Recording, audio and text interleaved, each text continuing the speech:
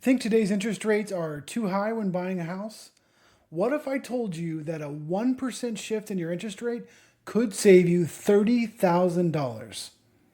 There are a lot of buyers right now that are staying on the sidelines who want to buy and possibly could even afford to buy, but they don't want to pay today's interest rates. This video is all about how you can get the rates down and lower your payment without coming out of pocket yourself. Strategies that'll help you purchase a house and get the payment that you want in today's market. I'm Kiel Lindsey, a local real estate agent here in DFW, and over the last 9 years, I've helped hundreds of people accomplish their real estate goals. Along the way, I have picked up some tips and tricks on how buyers can manipulate their mortgage rate to save them tons of money. And I want to share those insights with you in this video today. So to kick things off, I want to show you the power that 1% difference in your mortgage rate can make. It makes a much bigger difference, I feel like, than most people realize. When I talk to a lot of buyers, they want a discount off the price. However, that's not always the best strategy for every buyer. In fact, what I'm about to show you is actually a great negotiation strategy when dealing with a difficult seller who doesn't want to make a big discount. There's a better way to do this and get the payment that you want in the house that you love. I'm calling this the 1% difference. So let's assume that we have a $400,000 house and you're going to put a 5% down payment down. That means you're financing $380,000, 95% of $400,000. So what is the monthly payment going to be? So today's average interest rate is 7%, and at a 7% rate, you're looking at about $25.28 per month. Now this is principal and interest only. It does not include insurance or taxes or HOA fees or PMI or any of that other stuff, because that's all very variable and based on your credit score. So I don't want to get into the weeds on that. That's when you really want to talk to a mortgage professional, not just your real estate agent. But for demonstration purposes, a 7% rate, financing $380,000 over 30 years is $25.28. If we can get you a 1% discount on that rate, so go from 7% to 6%, it's only $22.78.29. So you're going to save about $250 a month. I don't know about you, but I could definitely use an extra $250 a month. But the real power of this 1% difference, most people these days are staying in their house about 10 years. So over 10 years, that's going to save you $29,982. So 1% can save you $30,000 in the big picture here. That's the power of manipulating the interest rate. Now that you've seen the power that 1% difference in your mortgage rate can make, now comes hopefully some questions about, where does that come from? How does that happen? How much does that cost? There's a lot of questions here. So what I want to dive into next is, what is a rate buy down? That's what we're talking about. We're buying the rate down. Who pays for it?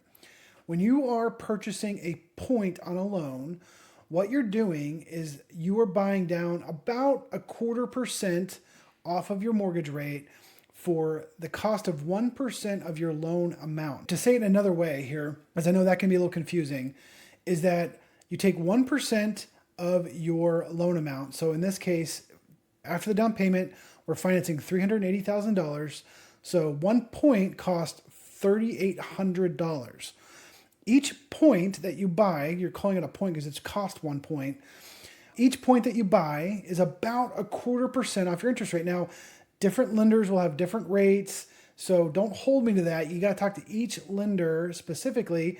All of this is done so that you can manipulate the interest rate. To help explain this, I want to show you this point buy down comparison chart. What this chart is showing you here is 1 point. So this is based off what we're talking about, the $400,000 price, 5% down, and a 7% interest rate.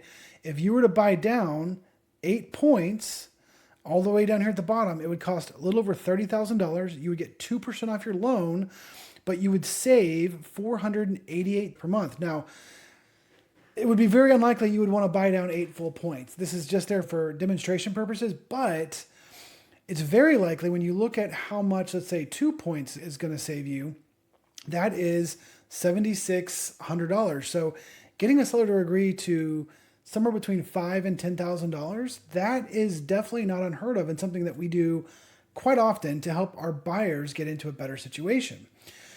So to help clarify that, is the buyer could pay for the points because you could pay for them upfront out of your own money, completely doable. It takes about 5 years for that to make sense, meaning the cost that you see here, let's say you wanted to buy 4 points, it's $15,000. Well, you would save $250 a month. That would take about 5 years, give or take a few months, to actually pay for itself, basically. And then after the 5 years are up, you are saving money every single month that you have bought that rate down. The other way that you can do it is you can ask the seller to pay. This is part of what we call a seller concession, meaning the seller could agree to give you $15,000 off the purchase price, or could give you $15,000 to buy your rate down. Now, there's pros and cons to both of these methods here, but in general, you should hopefully be planning to stay in the house at least 5 years. I would recommend that for all my buyers. And if that's the case, the point buy down, more often than not, especially with today's interest rates, makes a lot of sense. Now, you wouldn't have done this when the rates were 3%, but we can't bank on that ever being the case again. So in today's market, buying the rate down is the better option for most buyers. Going back to what we were showing you before, the difference of 1% and how much that costs, to demonstrate that, I have another little chart here. Let's assume that you've hired me as your realtor, and not to brag, but I have done a fantastic job negotiating for you, and we have $7,500 from the seller to use how we would like. You can either get this as a price reduction or as a seller concession to buy your rate down. Let me show you the facts and the difference here, and then you can make that decision for yourself. So if you go with the price discount, the purchase price is going to go down to $392.5. Your interest rate stays at 7%. Your new monthly payment, because we did a discount off the price, is $2,481. That would be a savings of $47 per month versus leaving it at $400,000. In 10 years, $5,640 in savings. So you got $7,500, but you only saved $5,640. So you didn't even make back the money that was given to you. However, if you did a rate buy down, your purchase price stays at $400,000. Your interest rate goes down just 2 points. So $7,500 is 2 points.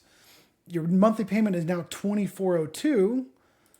That's $126 in savings, which in over 10 years, you would save $15,120, which you can see is doubling the amount that you were given as a discount. So take this money, if you were to invest it, if I said, hey, give me $7,500 and I'll give you back $5,600, or give me $7,500 and I'll give you back $15,000, which one would you choose?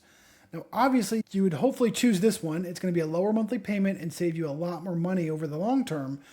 Now, this is a mixture of principal and interest, but mostly this is interest, because really the first 7 to 8 years, you're paying almost completely interest on that loan.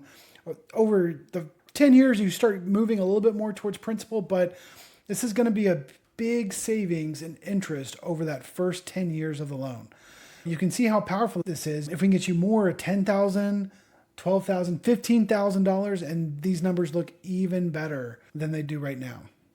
So far, I have been talking about permanent rate buydowns. Now, there's also a whole nother category of rate buydowns that are temporary rate buydowns. This could take the form of an adjustable rate mortgage, meaning when you buy for a certain number of years, it stays at a low rate, and then it will start to adjust up with the market rate and things like that. I'm not going to cover the adjustable rate mortgages in this video. A lot of people already know about those, and you still don't see them very often. But there is a type of temporary rate buydown that you see all the time in today's market. In fact, this is the number one tool being used by builders right now in their preferred mortgage companies. So when they advertise an amazingly low rate, what they're really doing is a temporary rate buydown. And it's very confusing if you don't know what questions to ask or you're not familiar with this. So pay close attention, because the rate that you were getting when it's one of those temporary rate buydowns obviously is not permanent. Meaning in a couple of years, you're going to be back up to market rate, not at the time when it goes up, but at the time of purchase, meaning today's rate. So what I'm talking about are commonly known as a 2-1 or a 3-2-1 buydown. And what this stands for is the 2-1 or 3-2-1. It works in reverse order, and you get a discount on your rate based on the number that you're at. I know that's very confusing. So in year one, so let's go back to a 2-1 buydown. In year one, you get a 2% discount on today's interest rates. Again, we'll use today's interest rate, 7%. If you're getting a 2% discount, that's a 5% interest rate in year one. In year two, it automatically adjusts to a 1% discount off of the interest rate at the time you bought it. So today's interest rate 7%. So in year 2, you would get a 1% discount. So in year 1, you have a 5% rate. In year 2, you have a 6% rate. And in year 3, it goes back to a normal rate. So you would be back up to 7%. A 3-2-1 is the exact same thing, except you add an extra year to it. So in year 1, you get a 3% discount. So 7 goes to 4%. Then year 2 is 5. Year 3 is 6. Year 4, you go back up to normal, which would be a 7% rate. I'm not going to go into how these things are calculated and the cost difference. Just know that if we get to that point, we're going to need to reach out to your mortgage lender, have them calculate it for us, and give us the amount that we need to get from the seller. If you're buying new construction, this amount is already built into the big numbers they want to throw at you. That's how they're getting you these great rates. So why would anyone want to do this? Well, what they're banking on is you gambling a little bit and hoping that the interest rates will come down. So the idea here, and it's a good idea, is that interest rates won't stay this high forever. So if you can get, especially a 3-2-1 or a 2-1 buy down, that by the time your rate is going to go back up to the normal rate, you can refinance at a lower rate. So let's assume I got you a 2-1 buy down. So in year 1, you have a 5% rate. You feel great about that. But in year 2, it goes back up to a 6% rate. Ugh, that doesn't feel as good. So now we're going to start looking at rates, and let's hope that, because your final rate is going to be 7%. But let's say that a year from now, hopefully, rates are back in the 5s, and you say, okay, cool, now I want to refinance, and I want to go back down into a 5%, or whatever today's rate is. Let's just say 5%. So you feel great about that, and you can use whatever is left of your buy down. So let's say you're 18 months into 2 years, you have 6 months left. Whatever's left in that amount, we can apply towards your next rate buy down. So that's the strategy, is you want to refinance out of those things before they go back to your normal rate, because today's rates hopefully are much higher than the rate is in 3 years. This can be a huge help, and I want to show you the math behind this. Looking at this chart here behind me, we have a $400,000 purchase price, a 2-1 buy down, 5% down payment, 7% rate, just like we've been talking about. To make this work, we need about $9,000 from the seller. And so what you're seeing here is the 7% rate. You have the APR here, the monthly PITI. So this is calculating everything, but I have the insurance and taxes set to 0 for this. So basically your monthly payment's $2,734. In year 1, you're only paying $2,246, which is really nice. That's $500 a month you're saving. In year 2, you're at $2,484. Not great, but still way better than in year 3 when you go back to $2,734. If you are considering one of these temporary buy downs, make sure you can afford the payment when it goes back to the normal rate. This might be tight. You may not like the payment, but make sure you can afford it, because the gamble here is, what if rates are not lower in 2 years? What if you get to year 2 and they're still at 7%? Well, now you're stuck with this, and hopefully you can afford it. If not, you could be in trouble. And the 3-2-1, again, it gets even better. So if you can get it, even better. And I want to show you one more thing here.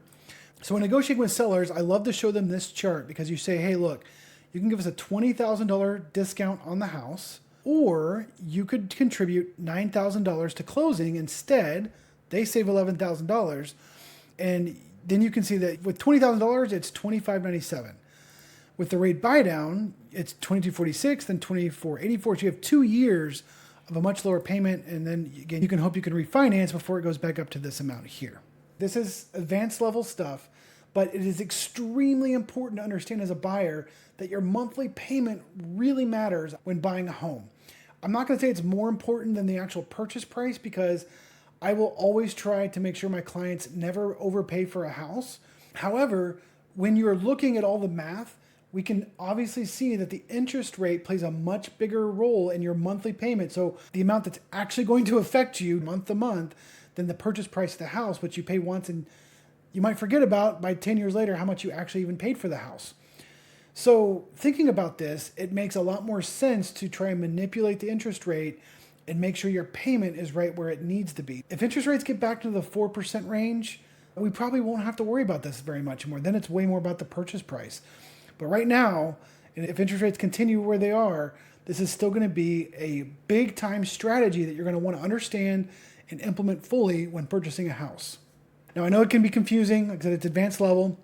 This is the stuff that I walk all of my buyers through when we get to that phase of the transaction and we are going to actually making offers and we're crafting these offers in a way that has the maximum benefit. You can even combine temporary and permanent rate buydowns when purchasing a house to get the best possible deal that works for you and your family. So when shopping for a home, it pays to be smart and get the best deal possible on the monthly payment.